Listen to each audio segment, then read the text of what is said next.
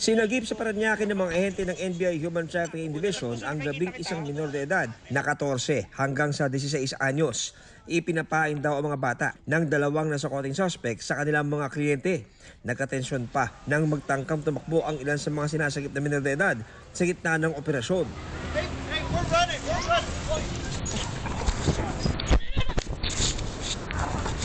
Minors are being sold at the rate of, for sexual favors at the rate of 2,000 pesos.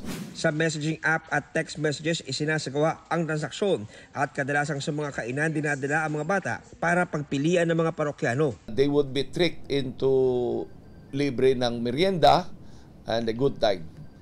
And later on, after the fact of the sexual favor, bibigay na yung bayad. Niluloko, and then later on they would be tricked into going out with the customer. Nakakabahala ito dahil unang-una minors ang binebenta dito. Hindi lang na very public na yung pangyayari, kung saan-saan. Kasalukuyang nasa DSWD na ang mga nasagip para sa counseling. Naharap sa reklamong sex trafficking at child abuse ang mga inarestong suspect na sinisikap pa rin namin makunan ng pahayag. I'll give you the maniningil.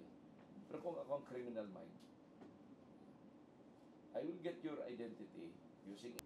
I know that they will contact Mings.